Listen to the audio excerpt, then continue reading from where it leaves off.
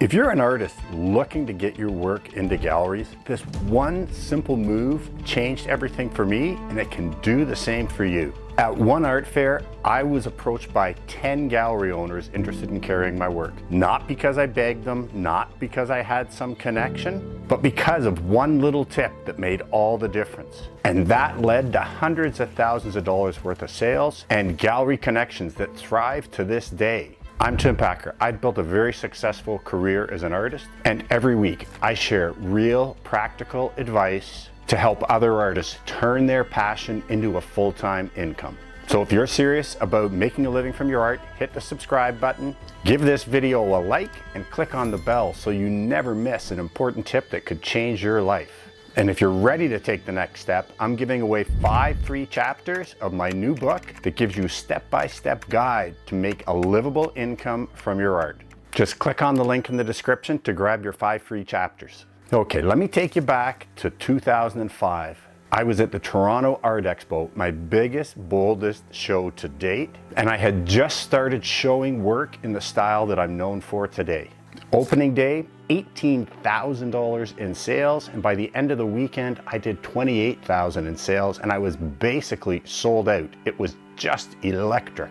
But here's the twist. I usually would put up little sold signs, the price cards with sold written in red on them, to show what had already been snapped up. I know that builds buyer confidence, but this weekend I hesitated doing that. See, the artist beside me hadn't sold a single painting, neither one of them, and I thought it would be too boastful to put up all my sold stickers while they hadn't sold anything. Big mistake. On day 2, a woman admired my work and then said, "Wow, I love your work. I'm surprised you haven't sold anything." Now, I was stunned because I realized that she, and likely hundreds of others, had no idea how well I was doing. So I pulled out every sold price tag that I had, and I plastered them up in a column reaching from the floor to my head. Now, not 1 hour after I did this, the gallery director from one of Toronto's top galleries walked by my booth. He asked how I was doing, and I pointed at the sold cards. He stated, "Holy expletive." Then he fished in his wallet, he got out his business card, and he said, "Call me, we need to talk." And it didn't stop there.